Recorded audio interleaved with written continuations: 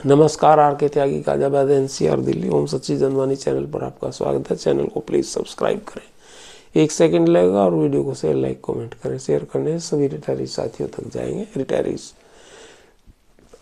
Bankers के views news issues.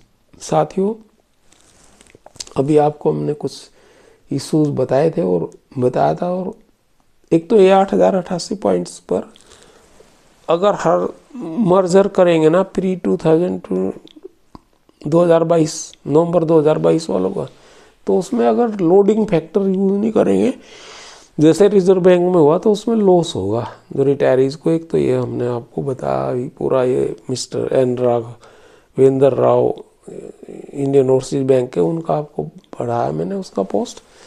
दूसरी बात यह है कि बीएमएस ने जो लेटर लिखा है मिस्टर एस.सी. जैन को और समीर शुक्ला जी जो है जॉइंट फाइनेंस सेक्रेटरी, उसमें उन्होंने सिर्फ पेंशन अपडेशन की बात करी और बाकी इशू जो हमारे हैं स्पेशल अलाउंस का बहुत बड़ा इशू वो नहीं करा। वो बहुत ही बड़ा इशू है। उसमें जो 70% जो हमारे रिटायरी हैं, अगर 8 लाख रिटायरी हैं तो कम से कम 5 लाख रिटायरीज को की पेंशन 12,000 से लेकर के 30-35 हज़ार रुपये कम हो रही है। ये वो स्केल वाइज, चूँकि स्पेशल अलाउंस में इन्होंने डाल दिया 26%, पहले 7.75% से था, फिर बढ़ा करके उसको अब 26.5% से 31.5% तक उसको डाल दिया है 9th जॉइंट नोट में। तो उस पर कोई पेंशन नहीं में ये चीज़ है, उसको ना बीएमएस उठाती ना ये यूनियन उठाती, आईबा पार्क भी उठाती है लेकिन साइडलाइन कर देती है बाद में। तो उसको कोई स्पेशल अलाउंस को नहीं कर रहा, तो 5-6 लाख इस पेंशन को अधर में छोड़ रहे हैं।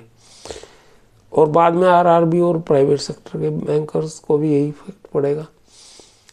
तो दूसरा जो इन्होंने कहा है, सिर्फ अपडेशन का इशू लेकर के चले। अपडेशन के साथ इंश्योरेंस का बहुत बड़ा हमारा इशू है, फ्री मेडिकल इंश्योरेंस होना चाहिए। लाख रुपए हमारे हर साल निकल रहे हैं इंश्योरेंस में। नंबर 2,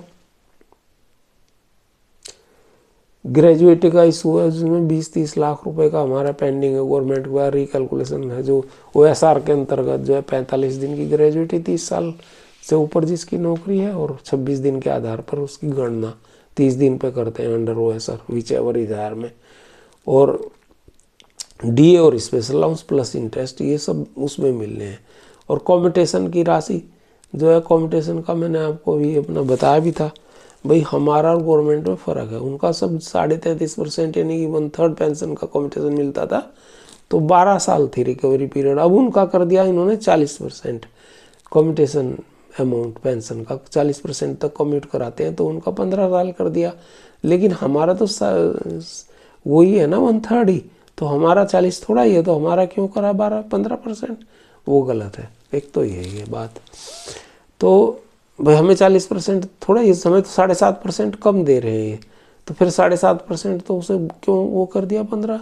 तो हमारा इशू अलग है। और फिर इंटरेस्ट हमारे बीपीआर में कहीं लिखा नहीं इंटरेस्ट फैक्टर उसमें, तो फिर क्यों?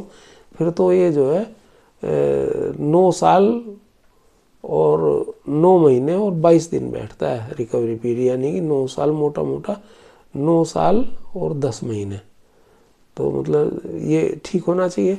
तो ये कुछ लोगों ने कहा कि जी ये इसमें तो हम हारे नहीं हम। उन्होंने कहा कि भाई कमेटी फॉर्म करने के बाद, और वो एक हाई कोर्ट ने करी, 5-6 हाई कोर्ट से और आना है मैटर। तो ये चीज़ थी। और अब जैसे मेरे पास फ़ोन भी आते रहते हैं, लोग बाग पूछते रहते हैं जी सिंगला वाला केस में डेट, अभी कोई डेट उसमें नहीं पता लग रही, कोई डेट नहीं लग रही अभी। और जो हमारा स्पेशल अलाउंस का दिल्ली हाई कोर्ट में केस है ग्रेजुएटी रिकैलकुलेशन और पेंशन अपडेशन का, वो 11 मार्च की डेट है। मैं कई बार लोगों को बता चुका हूँ। सीबीडीटी का केस है और ग्रेजुएटी 1-16, 2 लाख 20 लाख का, वो भी डेट्स आगे बढ़ गई हैं। तो ये स्थिति है। और ग्रेजुएटी वाला जो ये था उसका आरआरबी वालों के कई सारे केस लगे, उसी के साथ टैग करा इन्होंने मरुधरा ग्रामीण बैंक के साथ।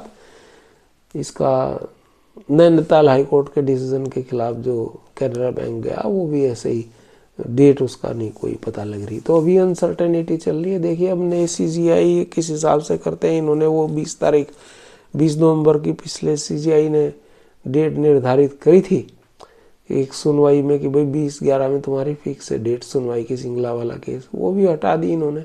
नया रोस्टर लेके आ गए हैं कि हफ्ते में एक ही दिन सुने जाएंगे जो ये केसेस हैं, रेगुलर केसेस हैं। अब बताओ क्या करें, 8 साल से वो वैसे ही पेंडिंग है सुप्रीम कोर्ट में, वो फाइनल हियरिंग को लिए रुका पड़ा है। तो ये चीज़ें थी।